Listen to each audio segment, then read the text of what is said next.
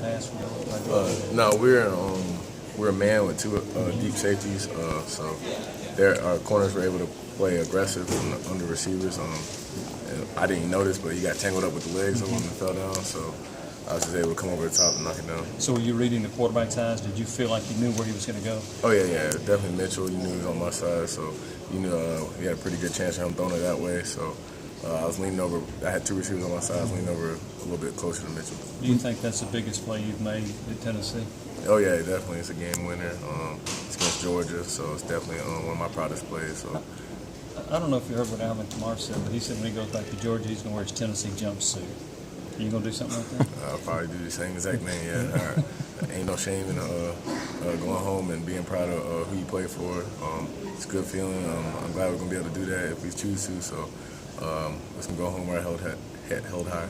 Brian, when you Cam offered to buy you dinner or anything for that one? Oh no! It's my job. It's my job to watch his back.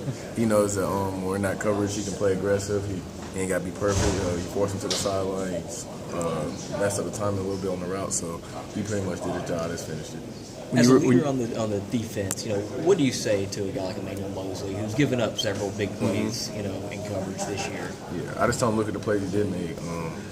In the SEC, they're gonna make plays on you out there. It's a corner, you're on the island. It's one-on-one. That's probably the hardest position on the field. You're gonna have your ups and downs at corner. So I just tell him just pay attention to the plays he did make. He made a lot of good plays out there. He just gotta try to limit the big plays. In your opinion, how is Justin Martin progressing, and would you foresee him getting more playing time? He's getting very, very confident out there. He's being more communication. He's talking to us. He's not nervous, so he's definitely a playmaker. Brian, when you went up for that last play, were you thinking of catching it, or were you going up totally to knock it out of bounds? I was going up to pick it.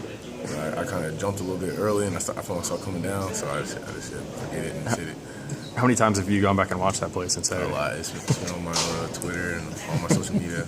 I don't mind watching it, so I'll watch it.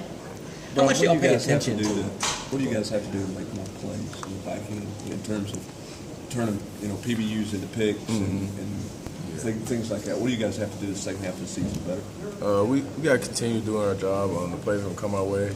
We just got to can't no miss opportunities. When the ball does come to us, we got to be able to make the big play when it's time. Outside of the play to win the game, and we went back and looked, was there frustration on some things that you guys maybe left out there Saturday in terms of picks? Oh yeah, definitely. We dropped a couple picks. Looks good as PBUs on the stat sheet, but going back and watching, the missed opportunities, and we could have capitalized and did a lot of damage with the picks. So that's definitely, like I said, we're going to focus on fundamentals this week: ball drills, ball skills, and tackling. Coach Jones.